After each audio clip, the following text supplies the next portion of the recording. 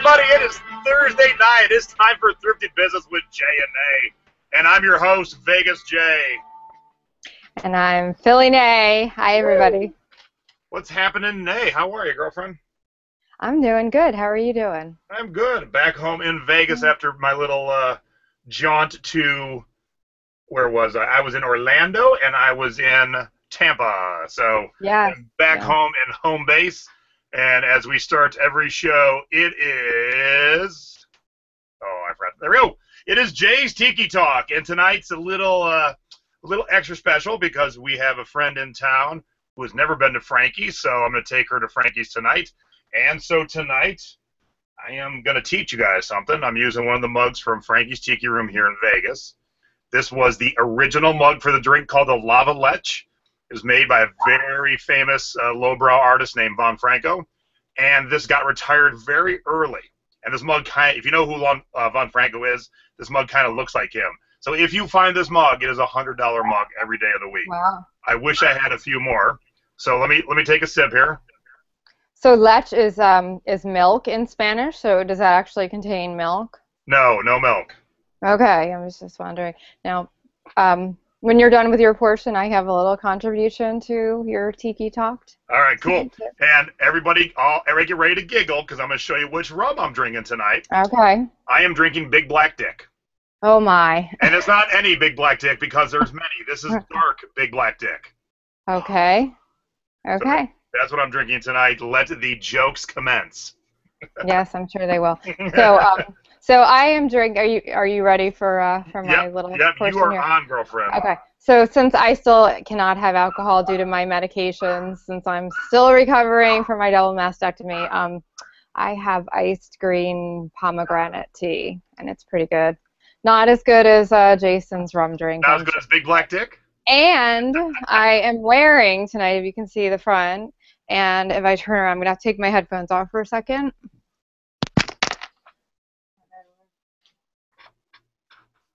That is my home bar, the Dennis Inn. You see the back? Yep. Okay, so that is a gift from Jason when he came to Philly here. This is a Den of Sin shirt, and Den of Sin is Stacy and Jason's personal home bar. So it's a very special. It's a very special shirt. It was a special gift from Jason. So that's my little tiki contribution. So they have an awesome home tiki bar. I've been there, and it's great. So I want to go back to the Big Black Dick for a second. If you go looking for this, you cannot buy it in the States. So don't go to your liquor store and then be all mad at me if you want some Big Black Dick. You have to have a friend who's going to the Caribbean, preferably the Cayman Islands, and pick it up there. And they have dark chocolate and spice, I think, are the three main flavors of their rum. All right, so that is our Tiki Time Minute. Okay, Jason. I just want to make sure we're not having any technical difficulties. You suddenly got lower. Can you hear me fine? Oh yeah. Okay, so I guess it might just be me. If anyone in the audience is having trouble hearing Jason, just comment on it. I don't think anyone has any problems hearing me, but you. So as long as everybody can hear it, okay. Might just be me. Okay. All right, after Tiki Time, it is. Oh, we gotta get that rocking for Nadine. Yeah, there you go. Nadine's breast cancer update and fact of the week. Okay. So I am now on week 3 post-mastectomy. I'm still in some pain.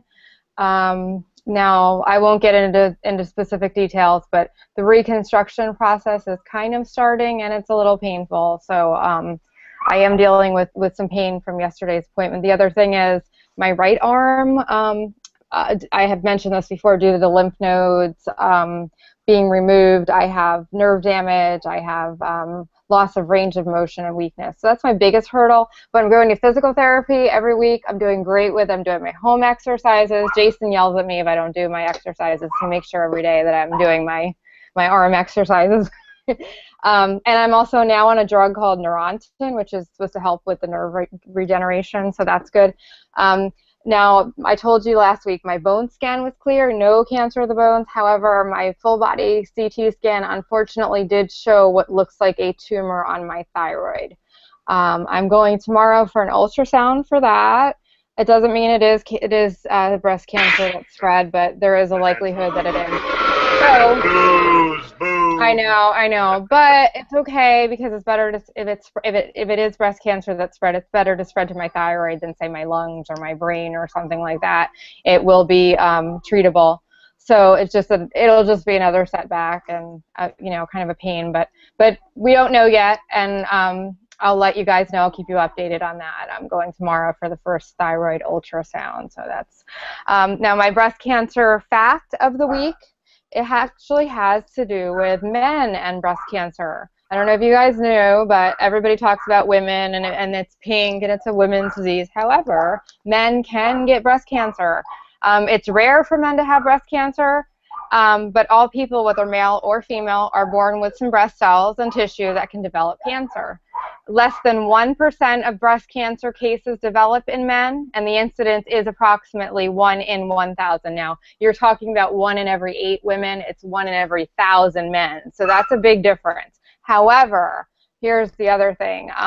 Because men don't usually think that they can get breast cancer, they have a much higher mortality rate than women. Because they're more likely to assume if they have a lump or something, they're not likely to assume that they have breast cancer.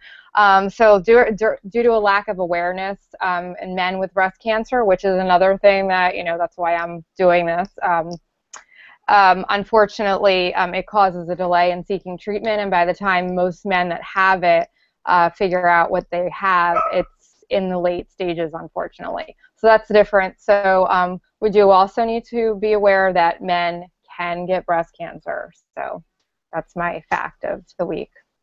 Alrighty. Well, good to see you sitting upright and thank you, smiling and everything else. Thank you. Now let's get on to our scores of the week. I will jump off and start here. Okay. And let me switch over to my score because we've been talking about it quite a bit in Thrifting with the Boys. So let me bring it back here. And my score of the week is a giant bra. I know, shock of shockers. So this is a 32I, as in FGHI 32. And I bought a whole bunch of these. I think it's artists. I will not repeat my cacao faux pas from last week. It's a cacique. I know. But I'm pretty sure this is artists. And my wife and I, or actually Stacy, found a whole bunch. And we got a bunch of I's and J's and stuff. We paid $2 a piece. And this one just sold for $40. So this is actually Stacy's score, right? Yeah, so okay. When I do make Stacy go thrifting, she takes over the bra and PJ section, T-shirts, and dresses for me. Okay, go Stacy. Yay. And then this is my other score. Whoops, wrong. I could click in the right spot. I bought this on Season 2 of Thrift Hunters. It took a while to sell, but I'm like, who makes a Hawaiian shirt with bucking stallions on it? Yeah, that's interesting. This is not normal, but I'm like, somebody's going to love this shirt. I've had it on sale many times, and someone paid me full price for it this week, $34.99, and I think I paid $3 for it. So awesome. When you find that weird, thing that doesn't seem to belong, they're kind of just floating in the middle of the Hawaiian foliage. It's kind of funny, actually. So. And the person needed it right away. They're like, "Can you ship today?" I'm like, "Absolutely." That's funny. That's great. I do want to show. I do want to show one more score, and I think I don't have yours up, Nadine. So we're gonna have to pause for a second. No. Yeah, I just realized I forgot to do yours. So uno momento. Mine. Yes. Yeah. So this is. I wanted to show you this score. I bought a whole bunch of Cabo Wabo tequila bandanas at Sabres one day. I probably bought like 82 of them. I paid $1.40 each, and Cabo Wabo tequila was owned by Sammy Hagar.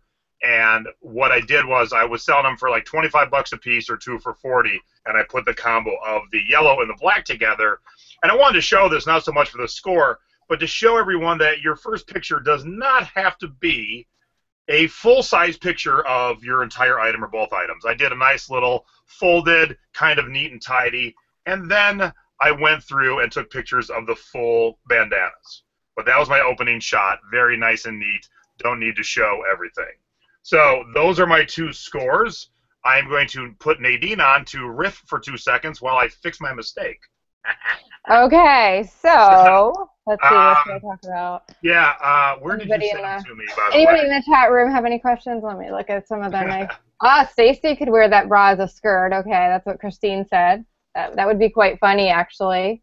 Nice score, Stacy. Yes, I agree. That was Stacy's score and not Jason's. We'll give Stacy credit for that one. Let's see. I'm trying to go through some of the other little chat room. I'm getting your scores here, so I'll be back with you in 2 seconds. Okay, Kathy Glassford, I appreciate your comment about the mass. I'm sorry that you had that mass on your thyroid, but yeah, that's what I've heard, that thyroid cancer is completely treatable. So I'm really not scared. It's just like an annoyance. But I'm glad that you're doing well, Kathy. Thank you for sharing that story. All right, I have fixed my mistake.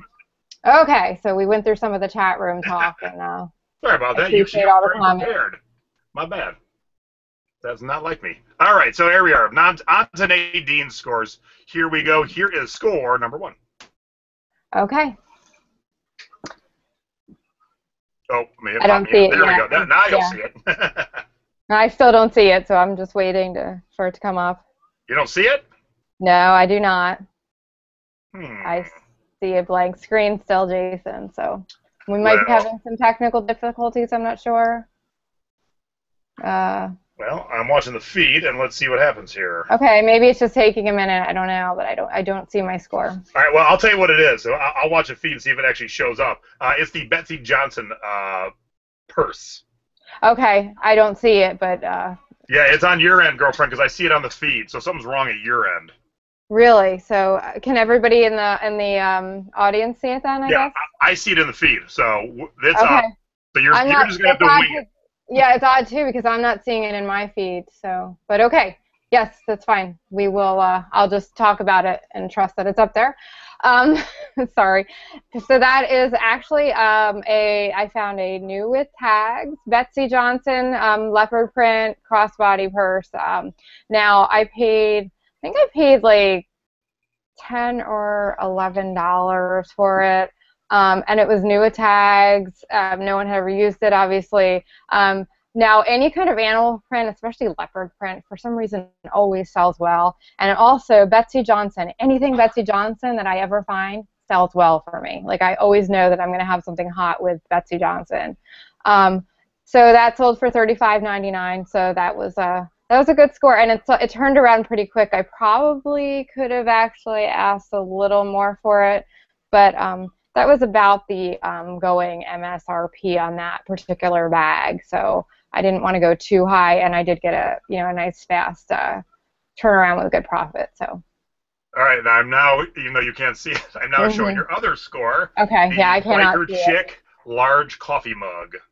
Okay, so I'm trusting that everyone can see that. I cannot, but that was actually, it kind of was made to look like the Harley Davidson logo kind of look. It had nothing to do with Harley Davidson, so obviously I did not use that anywhere in the listing because that would have been keyword spamming. However, that mug, I had seen the same exact mug sold for like around $15. There weren't a lot up when I put mine up, but I think what sold mine well was not just the keywords that I used, but also my picture kind of stood out, I think, more than the others. My first picture with the white background, no clutter in the background. It was a good, clear picture. And I did sell that for the full price of $29.99, and I think I paid 99 cents for that mug. So that was definitely a good score for just a pretty much run-of-the-mill coffee mug. There was really nothing too special about it except I'm sure that somebody that was into motorcycles obviously bought it, but so that was good. I'd love to see a picture of her. Hey, can you send me a picture of you drinking coffee mug? Of a biker chick that actually bought it. Yeah, I know, and it was actually a woman that I sold it to. I do remember that. It was a little while ago, but I do remember that. So yeah. All right, before I actually hit the toilet flush, do you see the Dud of the Week artwork? No, I see nothing. I just see a black screen. All right, well, you're just going to have to trust me the rest of the show, girlfriend. Okay. All right, so, whoops, I just turned it off by accident. Now I don't see it. Now I see you. I see you now. All right, do you see the dud of the week now? I don't see the dud of the week. I see you. All right, well, I don't know, but you are screwed tonight. All right, so That's here we fine. go. I'll just have to go do it blindly. That's fine. We'll roll along.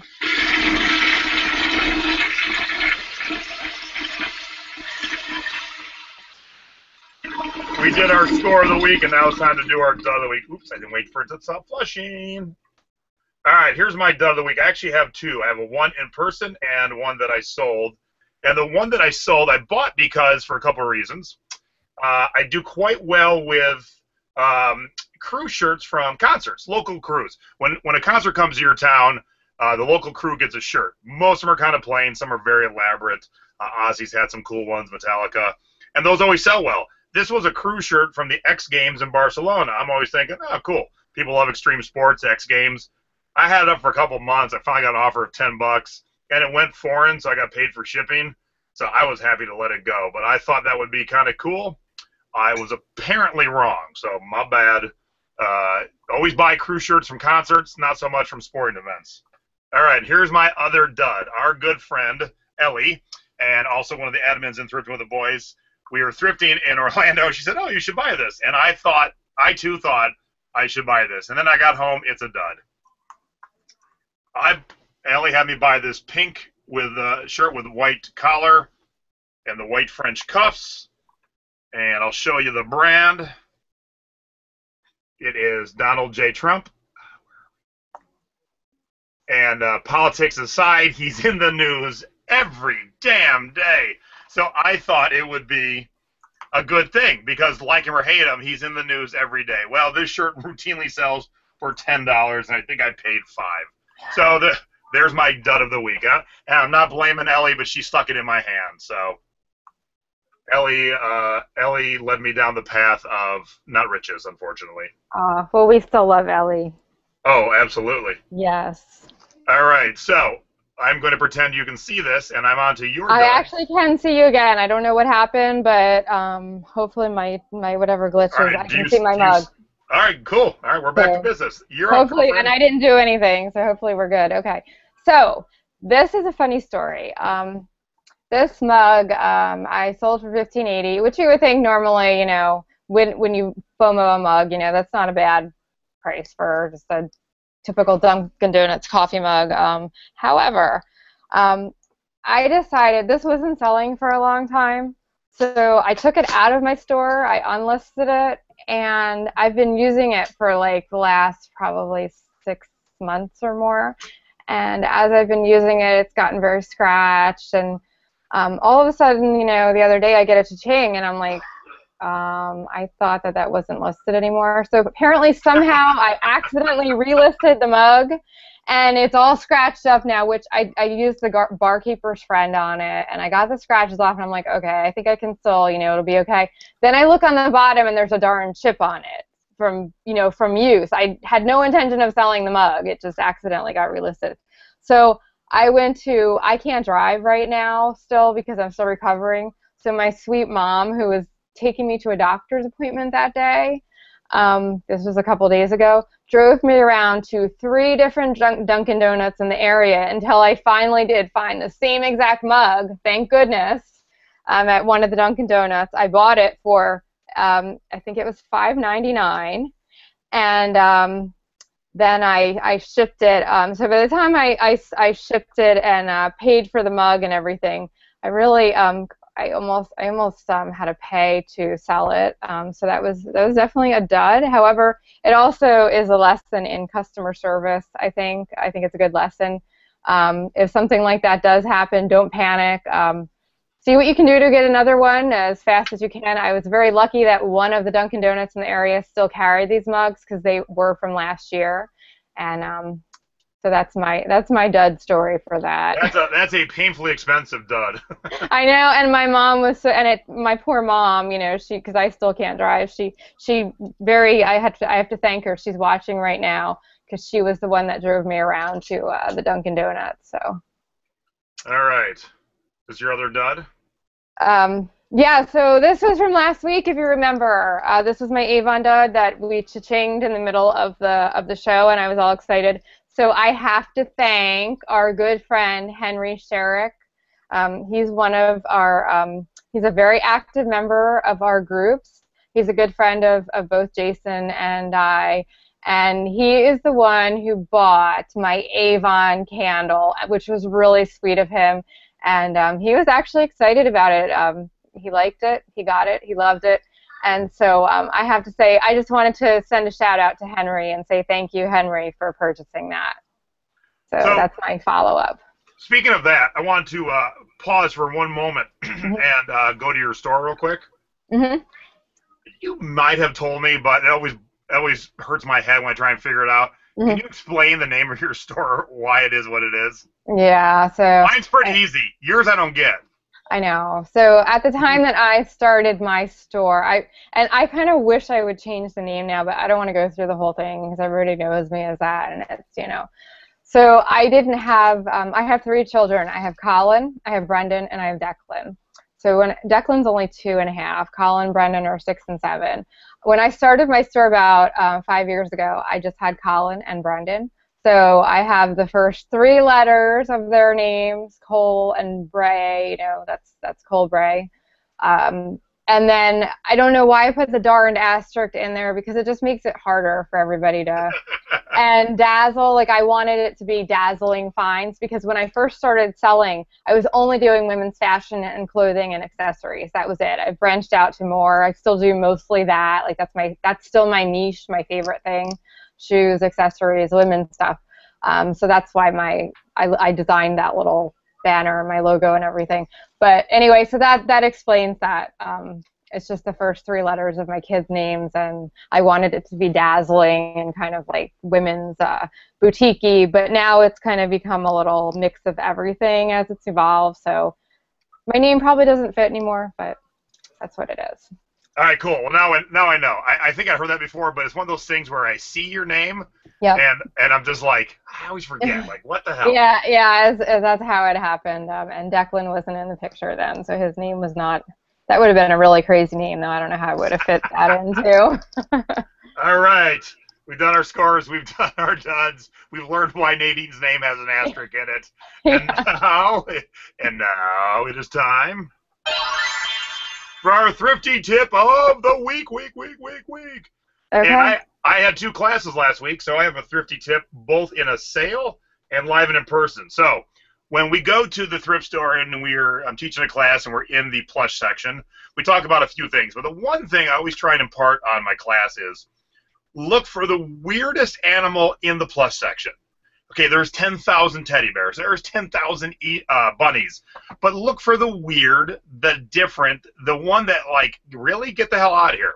So I was telling my Orlando class about this one specifically, and oddly enough, I sold it just as I got back. So it's one of those things where you talk about it and it sells. So this was, and I don't like my original first picture, but it sold. This is a otter laying on his back eating a mollusk. Okay, so not normal. You do not normally see. Yeah. Yeah, so there he is. I'll give you his little shots. Boom, boom, boom. He's from the Monterey Aquarium. But totally different. I paid $2. I sold him for $30. Now, while I was teaching that class, and I'll come back to me here, and when I teach classes, I don't buy much. I'm there to teach people what to buy. I usually buy a couple things, usually for stuff I'm going to use for myself. And this was in the plush section. It is a bookworm. And there are such things as bookworms, and these are real things. So here's the bookworm. And so these are plush microbes. So here's the bookworm. And I don't plan on selling him. I just thought it was so awesome, and he was like $2. But there's my weird thing. So find the weirdest animal in your plush section, and that's your winner. That is a weird one. I know at your house, Jason, when I was at your house, you have some, I forget what it is, it's some kind of a virus, but you thought that it was actually like a nautical thing, so you had it, and do you know what I'm talking about? My wife is watching live. If she hears this, if you can reach it, bring it up here before this is over, and I will show what Nadine's talking about. Yeah, yes, I remember. I'm an idiot, and I could have just read the label. I would have known better. Okay, what's your tip? Oh, my tip is with women's shoes. Now I'm gonna use these particular shoes. These are heels. You'll see in a minute why they are actually. It's kind of part of the tip. It's part of my shipping tip too. So there's gonna be a dual purpose. I'll explain during my shipping tip why the green inside. Anyway, particularly with women's heels when you're shopping. Okay, this does apply to other shoes, but more with heels. What you're looking for, this is a pair of Ralph Lauren shoes. I don't necessarily, like, this is Ralph Lauren, it's one of their lower end shoes, but these are in really good condition. They're patent leather. They have like the cutouts, you know, there and everything. So they're unusual. Now what you look for, particularly with women's heels, obviously the surface. You want to look at the outside surface. You want to look on the inside. These are in great condition on the inside. That's called the insole. You want to make sure that the padding on the insole is still there and that it's not worn down. You want to look for any scratches, especially in the back here. Now, particularly with high heels, I don't know if you can see, you look at the very bottom of the heel right here. And this part very often gets pitted, worn down, and it's uneven. If that's the case, I won't buy them because it's you know, like they're harder to wear. It's not once heels like at that uneven kind of bottom edge, they're kind of worn out, even if the rest of them looks good. So I won't buy them then. So this one, like, it's pretty good. It's not pitted. It's straight. There's a little dirt. I have to clean these up. The bottoms, if there's dirt and wear on the bottoms, especially these are leather soles, especially with that's totally expected and that's acceptable. And with leather soles, you don't want to clean them the standard way because they will stain. The other area to look for is the very front here. If you can see, like, right where the seat, like, kind of like the bottom outsole meets the upper, and if that often is an area that will kind of come apart. It'll separate. If you see any separation there, do not buy the shoes because the whole outsole is then about to separate from the upper. So you don't want to buy those. In this case, these are not. There's no separation there. You kind of have to almost pull down a little bit to make sure that nothing gives. If nothing gives, you're good. So that's my lesson about when you're in the thrift store looking for women's heels in particular, what to look for and in what case you would not want to buy them. Now, also, like, there's a little bit of creasing on the top here. That's okay. If there's major creasing, you're probably not going to want to buy them unless they're like a really high-end brand. So that's my tip for what to look for and when not to buy and when to buy women's heels particularly. All right, let's go right into it. You have got to be shipping me since you are going right from your thrifty tip to your shipping tip. We're going to go right to it. So you're up still. So these shoes are going to be my example for my shipping tip as well. Now, if I have flats, like, I'm just going to take my flip-flop off right now and show you. Like, if I have flats like that, they ship in a padded flat rate, okay? Heels like this will not go in a padded flat rate. This whole heel is vulnerable to break off in shipping. So you do not want to do that with heels. So I'm going to show you how to ship heels. Now, when I store them, I just happen to have green tissue paper lying around. I always stuff them with my shoes when I store them and when I ship them with tissue paper. This prevents them from, when you're storing them, from getting flattened out. And when you're shipping them, it holds their shape too. So I always do that right away. I bring them home from the thrift store. I clean them up. After I clean them up, I stuff them with paper. The next thing I have not cleaned these yet. I'm just showing you guys as an example. So next thing you do, just take some tissue paper, and you're gonna just wrap them up just like that. Now you can also take like store bags. I don't think that looks as neat, so I don't like that. You can use the little bubbles, the little bubble wrap. That's fine too.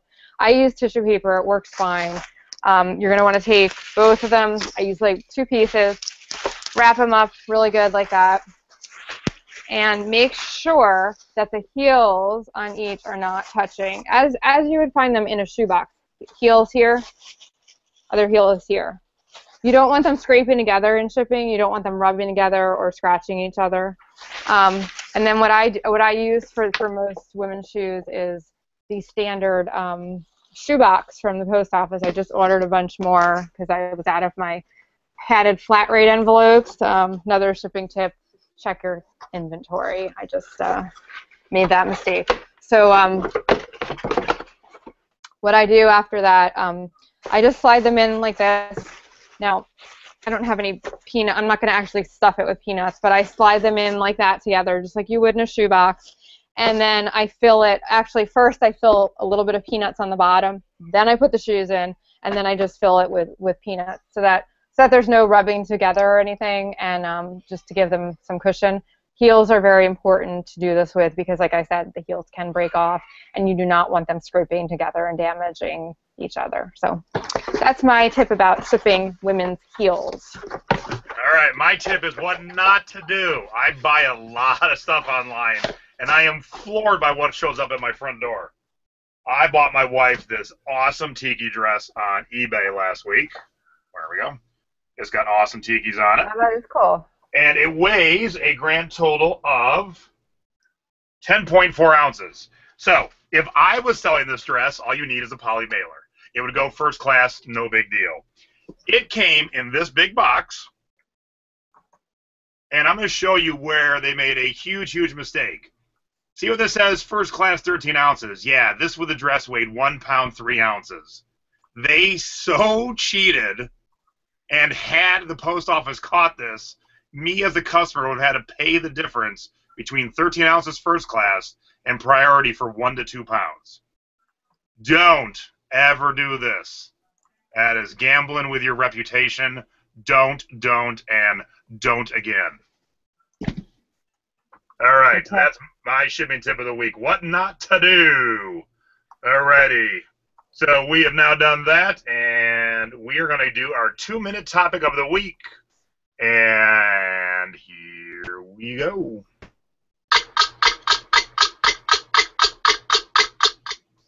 All right, our topic is by Matthew Carlotz.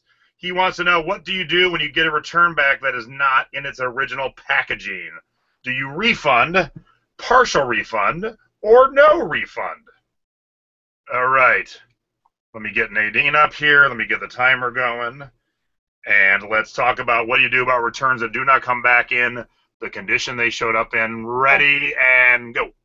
Okay, so when I get a return back, I don't sell a lot of, mostly what I sell new is new at tags clothing. I do have a rule that I do not accept back clothing with tags removed if it's new, because it's harder to sell after that. As far as package stuff, I've never had that happen to me. I don't sell a lot of new package stuff, but I have sold some. Now, if someone just opened a return and they just sent it back and it came back that way, honestly, I would probably just refund them. I'd be a little annoyed maybe, but it's life, it's business.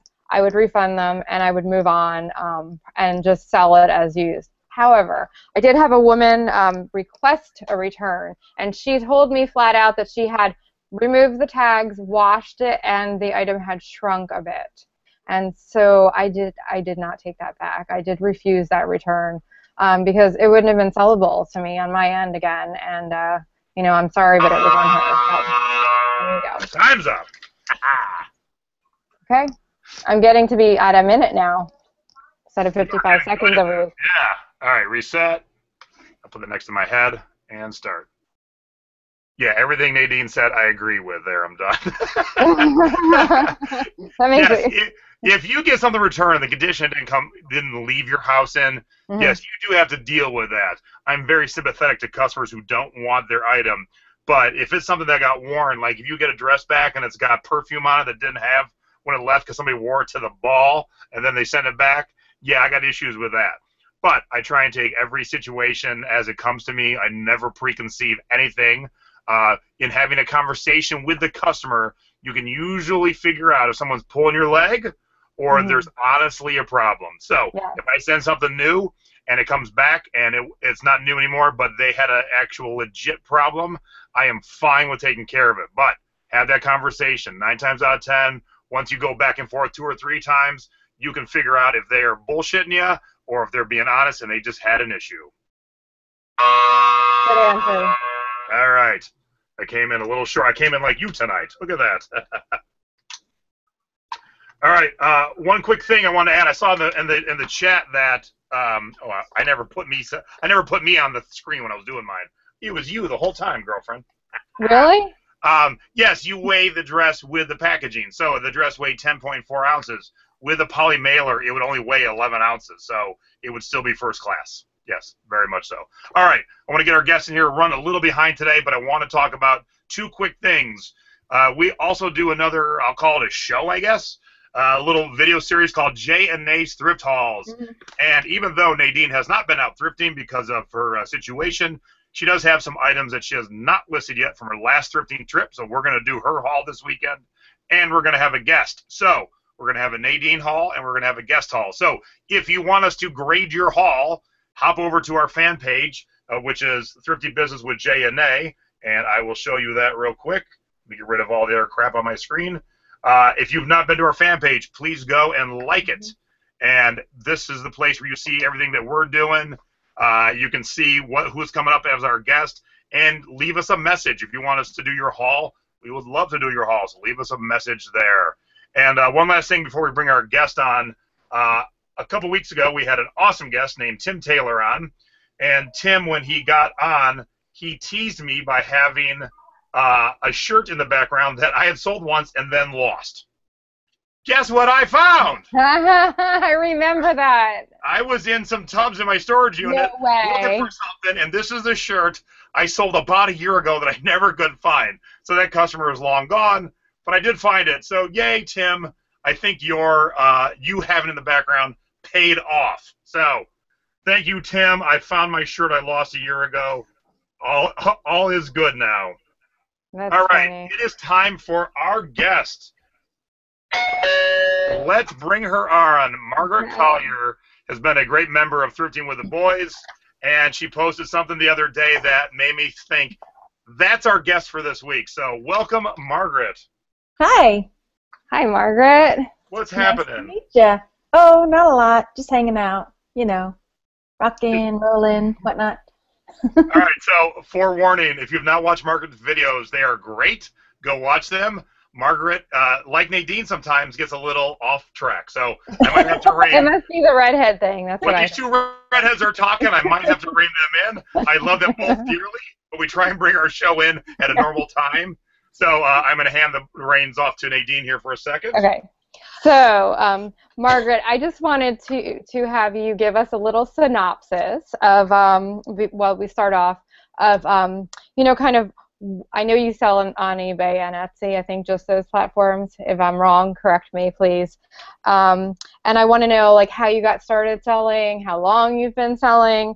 Tell us a little bit about your life, what else you have going on other than selling. Do you have another job, kids, that kind of thing. And specifically what you sell. So if you can just kind of give us a little brief rundown and synopsis of yourself and, how you got started and your selling, we'd appreciate that to start off with. Okay. Something fell. I know. I don't know what that was. Okay. Sorry. Woo! Okay. Okay, so I started selling, it's been about 2 years ago, and honestly I started when, it's the sad part, my grandmother passed away, and we thought, some of the stuff was too awesome to just donate, and so we started selling a little bit, but soon after that I started staying home with my boys, and on the weekends my husband would say, why don't you get out, go do some garage sailing, and so at that point I started realizing, oh, I could really start selling some of this other stuff online. So I started on Etsy and slowly started moving into Etsy and eBay, and then now I do a little bit of Amazon FBA, but not a ton. Did I skip anything? Oh, I used to teach. Mm-hmm. And what'd you teach? I taught elementary school. Okay. When I retired, I was teaching kindergarten. Okay. And your family situation right now? I have 2 boys. They're 5 and 7, and then I have a big boy, and he's 40. So yeah, you've got your hands full, like I do. Yeah. So I mean, I sell. I say I'm a part-time seller, but I do it a lot. So. So do you sell a lot of vintage items? A lot of vintage. Mm-hmm. Yeah. Okay. Yeah. All right, let's get into it because we got a lot of questions from our viewers. Thank you very much for all the questions. Yeah, we're asking all of your questions tonight, so thank you to everybody who contributed for that. And I'm excited for a couple reasons. There are a couple friends online who keep bugging me to get on Etsy, and I know I have good stuff for it. So tonight's going to be my favorite show. I loved all my other guests, but I can't. I'm learning tonight. I'm learning. All right. I am too. I'm interested in getting on Etsy too. I sell some vintage items, and I think that they would do better on Etsy than eBay. So I am very excited about this too. All right. First question: do you list items on both eBay and Etsy? I'm assuming at the same time. If yes, what are the pros and cons of cross-posting? I do. I cross-post on eBay and Etsy what I can. There are certain restrictions on Etsy, so I can't list things that are not vintage or supplies or handmade. The pros are that I have more eyeballs on my products, and the cons, the only real con is that as soon as something sells and I hear my cha-ching, I just pick up my phone and I have to go to eBay and take it down, or if it's sold on eBay, go over to Etsy and take it down. So you're like me. I am ballsy. Now I haven't done Etsy yet, but I list my most expensive CDs on eBay and Amazon at the exact same time, and as soon as I hear it sell one place, you got to pull it off. Yeah, yeah. Now, is there a cha-ching for Etsy or anything like eBay? Or oh yeah. The same thing? Same thing?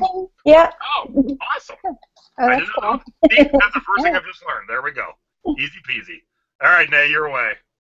Okay. So what are the main differences between selling on eBay and Etsy? Is one more user-friendly than the other? I don't think so. I think it's what you're used to. Because I started with Etsy, when I went in to start working with eBay, I just was super confused. But the more comfortable I became with it. So I think just either way, if you were so used to eBay, when you come to Etsy, it might seem confusing at first, but it gets easy. Okay. And it's great because Deborah Wiggins just asked a question in the chat as the exact next question. Yeah, that's kind of coincidental. What are the differences between eBay and Etsy fee-wise? Do you have to pay a listing and percentage to Etsy such as eBay? You do. Oh, and where'd my... Okay, I have a little... So eBay, well, I know on eBay, depending on your shop, if you have a shop, there's a different fee for that. And then depending on the item, the final value fee, the percentages kind of depends, right? Yep. It's kind of like a scale. Well, on Etsy, you pay 20 cents to list. There's no monthly, fee or anything. 20 cents for each item, and that stays up for 4 months. And then whenever it sells, it's a 3.5% final value fee. So it's pretty low. It's pretty cheap. And cheap is good. Yeah, I make a lot more money off the items when they sell on Etsy as opposed to eBay. Okay, that's good to know. The next question. Your cat's wigging out over there. Yes, we have cats in the background. Yes, they're usually in the background there. Okay, so in your opinion, does Etsy bring more money for vintage clothing and accessories than eBay? That's a question I'm interested in too, because I sell a lot of vintage items on eBay. I would think so. I post my things pretty much for the same price on both sites, but I think you can usually get a higher price for vintage things on Etsy as opposed to eBay. But that being said, I've sold vintage things on eBay as well, so it just depends, I guess. All right, so that brings me to, talk about odd timing. It's always the way the internet works in very small, weird circles. So right before I brought you on, I sold a handmade, homemade Hawaiian dress, and I like, all right, well, I'll share that with her. And do you think it would have been better on Etsy? So here, let me share the screen with you here. So here's a dress I sold, and so there is no brand, so I had nothing to go on other than I just kind of described what I saw. That's adorable. And I sold it for $38. Now, do you think that would have been better off on Etsy? Here's a full shot of it, by the way. Let me get that up there. There we go. That, I mean, sure. I think so. I think that would have been perfect to cross-post. But that, I'm trying to see it again. I mean... Can you bring it up again, Jason? Because we can't see it. Ha! You guys are having weird technical difficulties because I see it just fine. Okay. All right. Yeah, I think that would have... All right, let me turn it off and turn it back on. I am not going to take any responsibility for this technical difficulty tonight because this seems to be...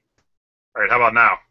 I can see it. Can you see it, Margaret? Mm-hmm, I see it. Okay. Yeah, I mean, I think that would have done great. It definitely has a very narrow audience. But I think so, yeah. Do you think that he would have gotten more than, what did you say, 38 something? $38. Okay. Do you think he would have gotten more than $38 for it on Etsy? Probably, yeah. Okay. I mean, if I had that listed, I probably would have had it for the $50, yeah, or so, or more. All right, cool. Yeah. Cool. So that kind of leads into the next question, really. Well, I understand Etsy was for homemade or crafted items. What can you sell at Etsy? So I think people who have never been on, and Etsy started at a place where it was pretty much just the shit you made, right? Right, right. That's what it was. But it changed a little bit to vintage and everything else. So talk about that a little bit. Okay, so on Etsy you can sell things that you've made, and they've kind of changed that to where it's things that you've made that can be made by somebody else. It's kind of tricky, but homemade items and vintage items, vintage being 20 years, so anything 1996 or before is what they have it set at now. And then supplies. So, and that's kind of a big umbrella. Like crafting supplies, like beads and stuff like that. And I was yarn would be yarn or yarn. Okay. Bits. I mean, really anything could be a supply. If you. Okay. And then I was looking at it because somebody was saying, can you sell, more modern things on there? And so under the supplies, people were selling fabric. And it wasn't all vintage fabric. I saw some Despicable Me fabric that was licensed. That's obviously not vintage from 2012. Yeah, so that's... I mean, I think you have to be careful with some of the copyrighted stuff. But I saw people selling, Disney princess fabric on there as a supply. Can I ask you a specific question then? Have you ever sold yarn? Do you sell yarn at all? I haven't, but yeah. Okay, I'm just wondering because I sell a lot of yarn. No, I'm laughing at your cat just going to town, licking himself behind you. I know they're part of the show tonight. Yes, I know. I know they're. All right, we're back to Margaret. Sorry, that called I sell a lot of yarn on eBay, and I've heard that I would do better on Etsy. Like right now, I have a bunch of cashmere yarn, and I don't understand why it's sitting so long on eBay. Like it's just not. It's beautiful. Yeah. And so I'm wondering if I should, when I cross over, if that would be a good item to. Yeah, absolutely. There's an auction that's going on now. It's a local auction, and there was a bunch of yarn, and I thought of you. I was like, oh, but I can't jump into it right now. I have so much stuff. But yeah. All right, now you're up. Okay, so how do you get traffic on Etsy? This person said that they have a few things listed there, and they have no sales on that part as much as they get on eBay and Amazon. Right. Well, eBay and Amazon definitely have a huge, it's not a fan base, but a lot more people go to eBay and Amazon than they do to Etsy. Etsy's more like a boutique type. But I sent Jay some images I did a video a while back about favorites and followers. And that's when I first started on Etsy. I would get a few sales here and there, but once you start building up your followers and people favoriting your things, it really helps drive people's eyes to your shop. So you want the one with the star first? Yeah, star first. Okay, here we go. There we go. Please tell me you see it. I do. I see it. Okay, phew. It took a minute. You were so quiet. You were so quiet. I'm like, what happened? Here it is. Okay, so you're the little kitty, and so when people follow you on Etsy, anytime you favorite something, the people that follow you are going to see that. And then there's something on Etsy called treasuries. Anytime you create a treasury or you like a treasury, the people that are following you will see that. So basically followers see your activity. Can you explain a little bit what a treasury is? I can understand favorites, but the term treasury is kind of... It's kind of like a little scrapbook or wish list of finding... People find cool items and they make a treasury. Okay, so it's like a little collection that they almost like a Pinterest board kind of thing? Would that kind of, yeah. Okay. And then, so all the people that you've included in your treasury, you know, they'll come and like it, and then all of their people that are following them, and then a lot of times people reciprocate and they put your items in their treasuries, and then that gets more eyes onto your products as well. So. Okay. Yeah. So it takes a little bit of legwork in the beginning to get. It can, yeah, and like when I'm watching a YouTube video, kind of in the background, you know, it's kind of mindless, you know, going through there. There are things called teams on Etsy, and you join these teams, and you know, people will play these games like follow back, and that way you end up getting more followers. Okay. This is a video I haven't done yet. This is on my Etsy tutorial videos to come.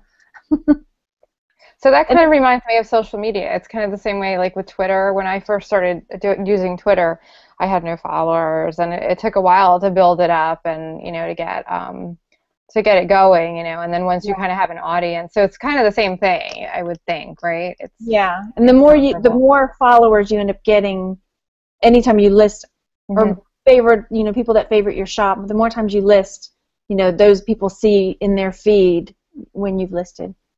Oh, so there's actually a feed too. Yeah. Jason, you want to put up the other one? I'll do the other one. Yep. So it's kind of structured more like a social media platform. Kind of in that respect, yeah. Yeah. So here we go. So this is because there's something different called favoriting, and people can favorite your shop, and that's the whole circle part, or they can favorite just particular items in your shop. And whenever someone favorites your shop, all the people that follow them get to see that shows up in their feed. So every time, I'll repeat myself. Every time someone favorites something in your shop or your whole shop, then their followers see it too because they want to see what they're. Can everyone else see that graphic? Because I see it. I don't see it on the big screen. I saw it on the big screen. Okay, that's fine as long as everyone else is seeing it. All right, we are. I don't know who to yell at for Google Hangouts, but I'll yell at someone later. That's fine. As long as everybody else is seeing it, I don't care if I can. That's fine. All right, we are getting close to the hour. We got tons of questions, so let's start. Oh my gosh, yes, we got to get through these. Okay. Am I up? You're up.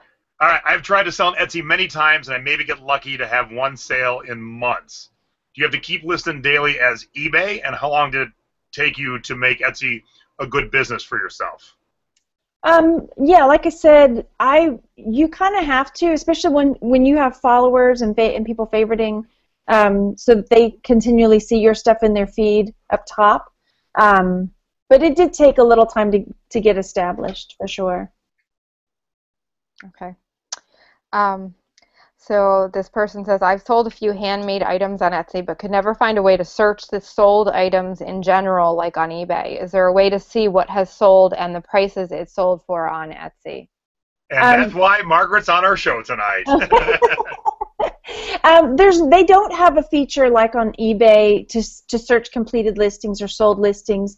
They do, like, here's how I do it. When I'm doing research for something, I'll just do like a Google search. And oftentimes something will pop up that has already sold on Etsy.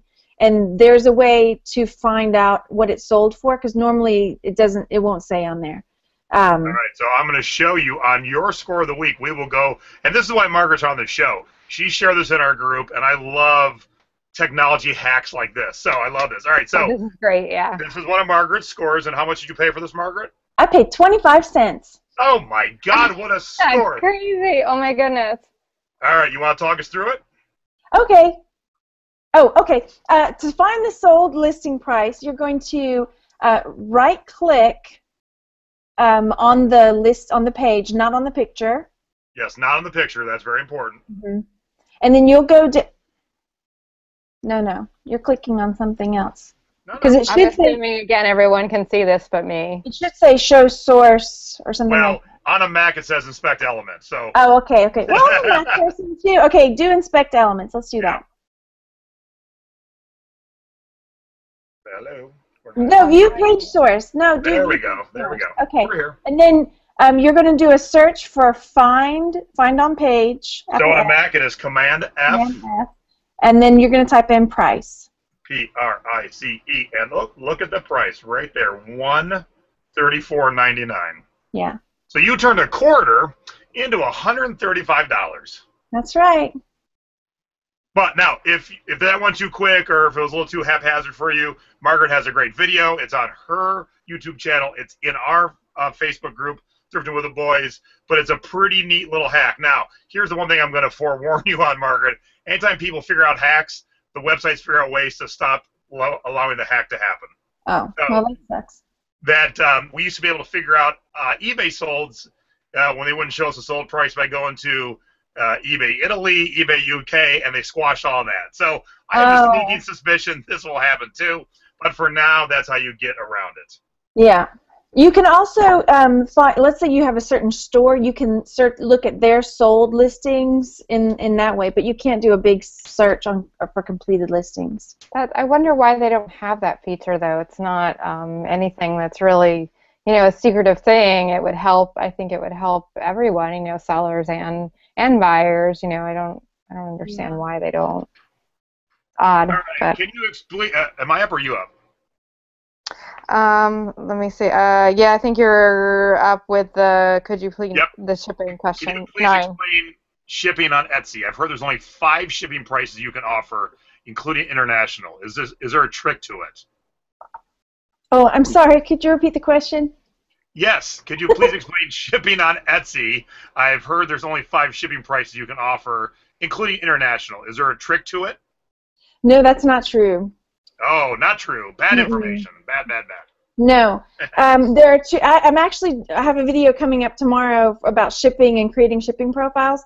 Mm-hmm. You can create your own shipping profiles, and let's say you want to charge $10 to ship this item or whatever, and then set how much it'll go to Canada or how much to go to anywhere else in the world. And then Etsy has just started doing a calculated shipping where you can put in the weight and the size of the box, and they'll calculate everything for you. So, no, there's not just 4 or 5 or whatever shipping options. Cool. Okay, so that was bad information. That's good to know. Okay. If you have a store and you sell vintage, such as patterns that are 20-plus years old, could you sell fabrics, not vintage fabrics, as crafts in the same store? I think the answer would be yes. Yeah, I think you kind of answered that already. Yeah, I think we've answered that already, so I think we can skip to the next question. And then we've seen her store name, and many people threw it up in the chat. Yeah, so I don't know if has it been up in the chat then? Oh yeah, like 72 people typed her store name, so she has a lot of friends and followers. Okay. So as long as we have that up. Oh yeah. Plus, we're going to show another one of her scores. And we want her eBay store too in there, not just that'll be Etsy, next. so that we can. I find that I sell more higher price items on Etsy as opposed to eBay. Do you find this true for you too? Generally, but not always. That's the thing. Specialty type of things. No, not always. Okay. So we'll move on to the next one. Do you feel like you know what type of buyers you have on Etsy compared to eBay? No, because I sell kind of everything. There are people that have separate stores for separate type of things that they sell, but I just put it all in one big happy store. And one big happy store. Mm-hmm. And that kind of good, because it works right into the next question. I'm going back to Etsy after a long break. Is it better to have at least 12 to 15 items in my new store before it goes live, or do you recommend doling them out over a series of hours or days so that I always have a recently listed item? That's a good question. Personally, I'm an all-in kind of girl and just dive right into it. And I like that about you. I'm all in. Push all my chips to the front. I'm all in. That's me. Great. Good answer. Okay. The next question is, can you speak about the big controversy over items from China and how it has affected your business? I was over there. There's a lot of flap about it. I'm not sure what that exactly means. But does it affect you as an individual seller at all? I don't know if you know what they're talking about. I think what they're talking about is that Etsy changed the rules about how people hand make things. Like I can design something and then have somebody in China make my designs for me to sell. I think that's what they're talking about.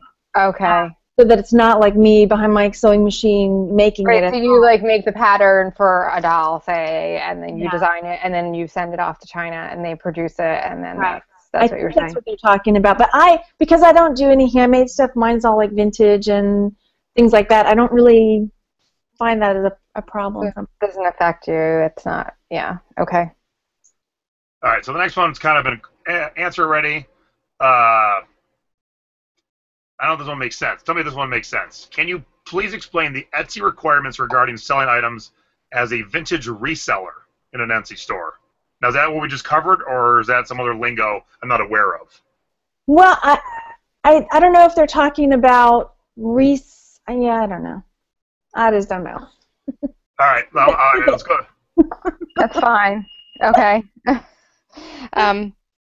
What is the difference impact if your shop is favorited and item favorites, and if you're followed? Is one better than the other? Or are they all the same? Do you prefer as a seller one over the other? I know you kind of touched on that a little bit with the graphic. It all kind of ties in because I want the people that favorite my items, I want them to have a lot of followers, because then if they favorite my item, then all of their followers get to see the item that they favorite of mine. So it all kind of ties together.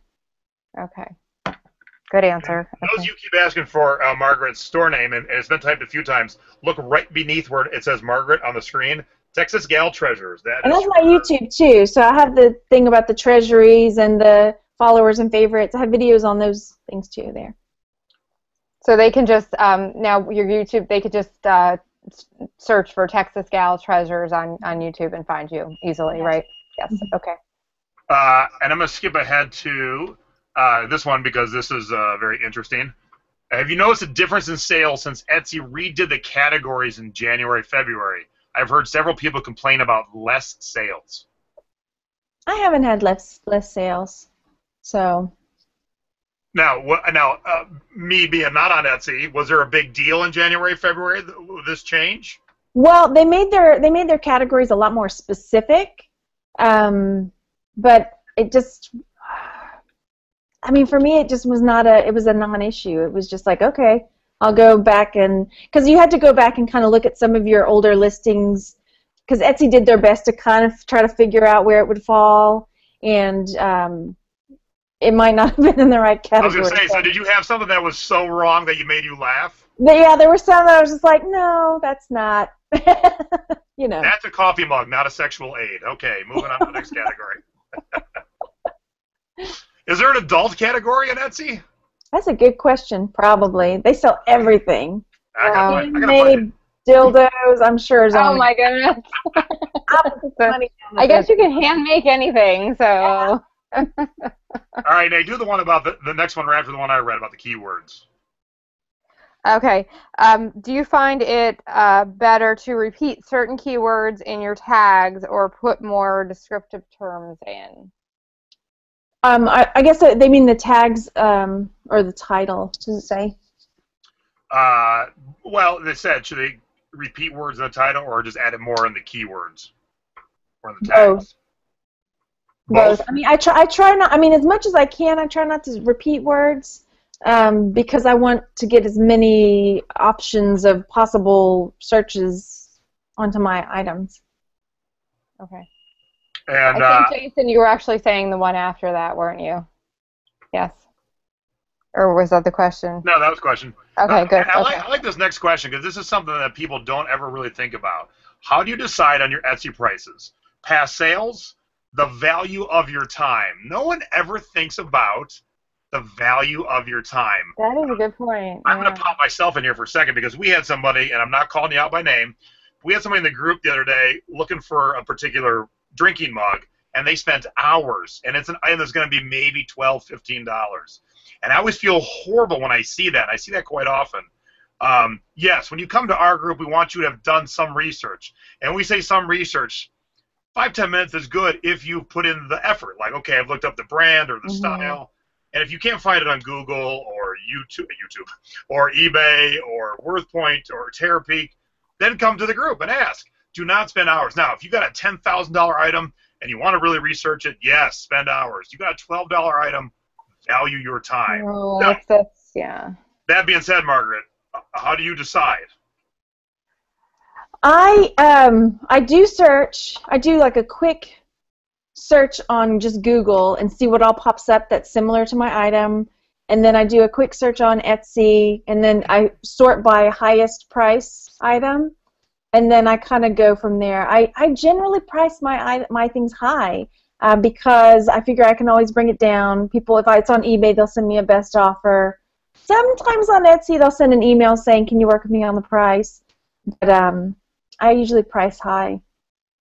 That's what I do. Good. Good answer. All right, Nate, read that last big one. It's a good question to end on, I think. And, okay. Then we've already hit the other one. So. Yes, we have. Yep. Okay. I have had 2 shops on Etsy for 5 or 6 years. One for jewelry repurposed from vintage items, and one shop for vintage fabric. I'm trying to expand the fabric shop to the other vintage items. My question to Margaret would be if she finds the fact that sellers are limited to 5 photos a hindrance when listing vintage items. On eBay, I usually use more than 5 photos, especially for vintage items. Did you get all that? I got it. Okay. I don't think it's so much as a hindrance. I definitely have more photographs on my eBay listings, but you just have to work with your real estate. You know, you got to make the most of it and go with that. I mean, really take good pictures that show all of the aspects of it. Now, one other point that I'd like to bring up with the photos is the photos. I know the photos that you use for Etsy are different than what you would use for eBay. Like they're it's kind of more artsy, isn't it? Like I know people like kind of stage items a little more, and people do. Yeah, do you do that, or do you use? Okay, so you'll use the same photo that you'd use for eBay and Etsy, and it's fine. Okay, I didn't know because I know there tends to be like a little more of an artsy flair to Etsy. Some people do. And my sister, she was like telling me, "Oh, this would look so cute, and we could make a little like tea set behind it." And it'll, right. But it seems like that's putting a lot of time into something that you know. I mean, if you're gonna get like a big return for it, maybe, but it seems like it's another. Yeah, mostly no. All right, well, and this is gonna wrap up real nice because I'm gonna show you your other score. This picture is bananas. You are a good photographer. Really? Thanks. Holy cow. This is amazing. So here it is on eBay. I hope you can all see it. I cannot, but... Oh, hang on a minute. I haven't shared my screen yet. There we go. Okay. Do you see it? Yes. That picture for a little item is amazing. That's great macro. Well done. Yeah. Stop. So did you obviously you use the macro feature on your camera? Do you use an actual? I assume you're using a camera and not a phone, right? I'm using my iPhone. Are you kidding? Wow, that's amazing. Yeah. Look at that shot. That shot's amazing. And that's from your iPhone. That's my iPhone. Now, what'd you pay for this little guy? What iPhone do you have? It's iPhone 6, I think. Wow. Okay, I'm impressed. Yeah.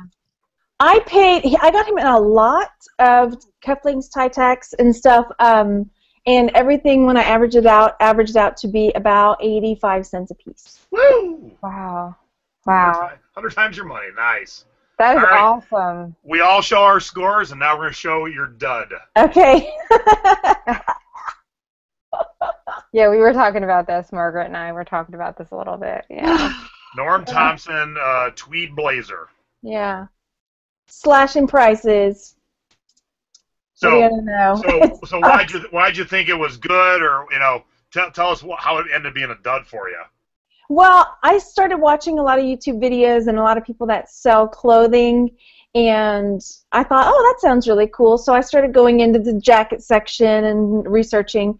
Well, for one, I would look at solds, but I wasn't really paying attention to when it sold, like the date on it.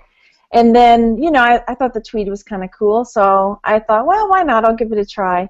And no. Yeah, not doing so well for you there. No, and I don't think I'm really into selling the clothes that much. I just am not in. I don't know. I sold a sports coat for $300 last week. I paid $5 for. See, that's what I'm into. I did sell a cashmere jacket. That was nice. I made a nice return on that. Cashmere, anything sells well. Mm-hmm. Yeah. All right, so that is our show. We're a little over time, so I want to wrap it up. Margaret, you are the bomb diggity. Oh, absolutely, yeah. I love your videos. I love you're like us. You're just willingness to help people. That's always a near and dear place to our hearts. So that's why we wanted to have you on talk about Etsy. I am going to get something listed on Etsy next week. I am starting it. You have lit the fire under my ass, girlfriend. I'll come follow you and favorite your shop. Oh, beautiful. All right, so give yourself a plug. Where can people see you, buy your stuff? Let it go, girl. Okay, I'm on Etsy and eBay, both Texas Gal Treasures, and I am on YouTube at Texas Gal Treasures as well. And I post pretty frequently haul videos, sales videos, lots of tutorials, and just silliness. Yes, silliness. Margaret adds her bloopers to the end, so there's a lot of fun silliness. I absolutely love watching. All right, if you like what you saw tonight, click on like down below. Subscribe to me. Oops, I'll go this way. Subscribe to me over here so you know when we're having other videos come out. If you don't like it, fine. Give us a thumbs down. But tell us why. You didn't like our guests. You didn't like my big black dick. You didn't like Nadine's hair. Just tell us why. My hair. To improve the show. And with that note, I'm going to leave you with this picture. I'm going to post it on our fan page later. But I thought I'd seen it all at thrift stores until I was in Orlando, and this blew me away. Ladies and gentlemen, here's a thrift store with about 30 toilets, and they weren't new. So that... Are you kidding me? That was a... Wow, that was... Yeah. Yeah, I opened the toilet to make sure, and I'm like, nope, these have been used. And I wonder if they cleared them out. That's what I'm wondering. Oh, I'm sure. But had I been in Vegas, I would have went for the full Monty and pulled my pants down for this picture, because if I would have got arrested, I would have been home. To get arrested in Orlando would be a big pain in my ass. So that is our show for this evening. I want to thank Margaret. You were an awesome guest, so thank you very much. We will have you back. Yes, thank you. You were great. Nay, it's great to see you. You are looking good, and I'm glad you're feeling good, and good luck tomorrow at the doctor's. Thank you. Yeah. I am going to go drink at Frankie's. So thanks, everyone, for tuning in. Have a good night. For Vegas Jay, I say au revoir. Okay. Bye, everybody. Thank you, and thank you so much, Margaret. You were great. Oh, it was fun. Thanks a lot, guys. Bye. Okay. Bye. Bye.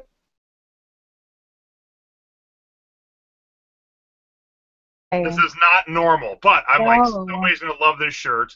I've had it on sale many times, and someone paid me full price for it this week, $34.99, and I think I paid $3 for it. So awesome. When you find that weird, thing that doesn't seem to belong, they're kind of just floating in the middle of the Hawaiian foliage. It's kind of funny, actually. So. And the person needed it right away. They're like, "Can you ship today?" I'm like, "Absolutely." That's funny. That's great. I do want to show. I do want to show one more score, and I think I don't have yours up, Nadine. So we're gonna have to pause for a second. No. Yeah, I just realized I forgot to do yours. So uno momento. Mine. Yes. Yeah. So this is. I wanted to show you this score. I bought a whole bunch of Cabo Wabo tequila bandanas at Sabres one day. I probably bought like 82 of them. I paid $1.40 each, and Cabo Wabo tequila was owned by Sammy Hagar, And what I did was I was selling them for like 25 bucks a piece or 2 for 40, and I put the combo of the yellow and the black together. And I wanted to show this not so much for the score, but to show everyone that your first picture does not have to be a full-size picture of your entire item or both items. I did a nice little folded, kind of neat and tidy, and then I went through and took pictures of the full bandanas. But that was my opening shot. Very nice and neat. Don't need to show everything. So those are my 2 scores. I'm going to put Nadine on to riff for 2 seconds while I fix my mistake. Okay, so let's see what should I talk about. Yeah, where did you send them to me, by the Anybody way? in the chat room have any questions? Let me look at some of them. Stacy could wear that bra as a skirt. Okay, that's what Christine said. That would be quite funny, actually. Nice score, Stacy. Yes, I agree. That was Stacy's score and not Jason's. We'll give Stacy credit for that one. Let's see. I'm trying to go through some of the other little chat room. I'm getting your scores here, so I'll be back with you in 2 seconds. Okay, Kathy Glassford, I appreciate your comment about the mass. I'm sorry, cancer. They have a much higher mortality rate than women because they're more likely to assume if they have a lump or something. They're not likely to assume that they have breast cancer. So due to a lack of awareness in men with breast cancer, which is another thing that, that's why I'm doing this. Unfortunately, it causes a delay in seeking treatment, and by the time most men that have it figure out what they have, it's in the late stages, unfortunately. So that's different. So we do also need to be aware that men can get breast cancer. So that's my fact of the week. Alrighty. Well, good to see you sitting upright and thank you, smiling and everything else. Thank you. Now let's get on to our scores of the week. I will jump off and start here. Okay. And let me switch over to my score because we've been talking about it quite a bit in Thrifting with the Boys. So let me bring it back here. And my score of the week is a giant bra. I know, shock of shockers. So this is a 32I, as in FGHI 32. And I bought a whole bunch of these. I think it's artists. I will not repeat my cacao from last week. It's a cacique. I know. But I'm pretty sure this is artists. And my wife and I, or actually Stacy, found a whole bunch. And we got a bunch of I's and J's and stuff. We paid $2 a piece. And this one just sold for $40. So this is actually Stacy's score, right? Yeah, so when I do make Stacy go thrifting, she takes over the bra and PJ section, T-shirts, and dresses for me. Okay, go Stacy. Yay. And then this is my other score. Whoops, wrong. I could click in the right spot. I bought this on Season 2 of Thrift Hunters. It took a while to sell, but I'm like, who makes a Hawaiian shirt with bucking stallions on it? Yeah, that's interesting.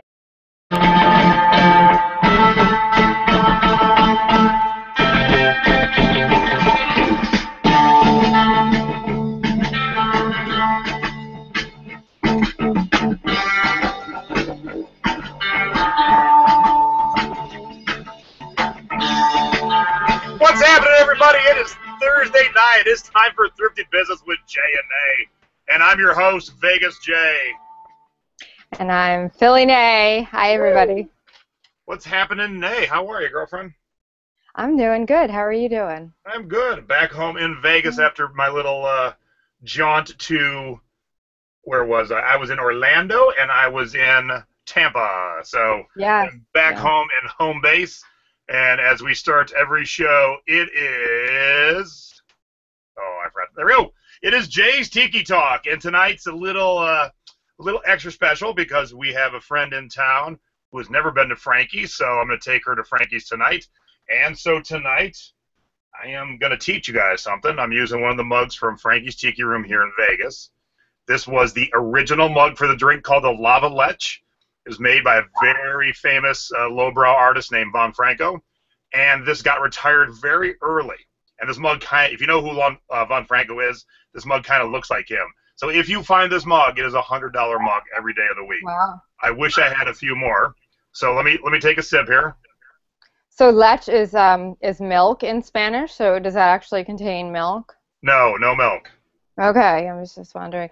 Now, when you're done with your portion, I have a little contribution to your Tiki Talk. All right, cool. And everybody get ready to giggle because I'm going to show you which rum I'm drinking tonight. Okay. I am drinking Big Black Dick. Oh, my. And it's not any Big Black Dick because there's many. This is dark Big Black Dick. Okay. Okay. So that's what I'm drinking tonight. Let the jokes commence. Yes, I'm sure they will. So I am drinking. Are you ready for my little portion you are here? On, girlfriend. Okay. So since I still cannot have alcohol due to my medications, since I'm still recovering from my double mastectomy, I have iced green pomegranate tea, and it's pretty good. Not as good as Jason's rum drink. Not as good as Big Black Dick? And I am wearing tonight, if you can see the front, and if I turn around, I'm going to have to take my headphones off for a second.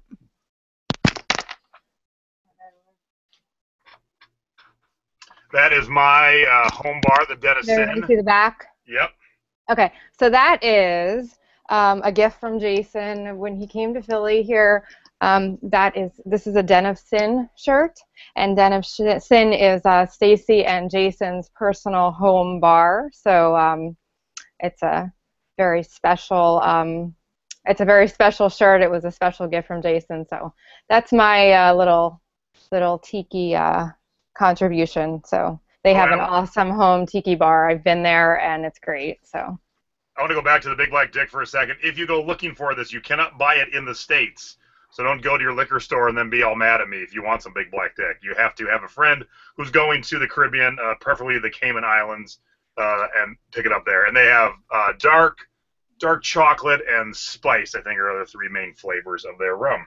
All right, so that is our Tiki Time Minute. Okay, Jason. I just want to make sure we're not having any technical difficulties. You suddenly got lower. Can you hear me fine? Oh yeah. Okay, so I guess it might just be me. If anyone in the audience is having trouble hearing Jason, just comment on it. Might just be I don't think anyone has any problems hearing me, but you. Yeah. So as long as everybody can hear it, okay. Might just be me. Okay. All right. After Tiki Time, it is. Oh, we got to get that rocking for Nadine. Yeah. There you go. Nadine's breast cancer update and fact of the week. Okay. So I am now on week 3 post mastectomy. I'm still in some pain.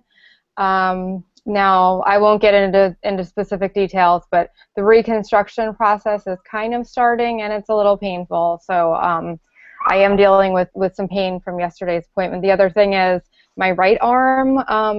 I have mentioned this before, due to the lymph nodes being removed, I have nerve damage, I have loss of range of motion and weakness. So that's my biggest hurdle. But I'm going to physical therapy every week. I'm doing great with it. I'm doing my home exercises. Jason yells at me if I don't do my exercises to make sure every day that I'm doing my arm exercises. And I'm also now on a drug called Neurontin, which is supposed to help with the nerve regeneration, so that's good.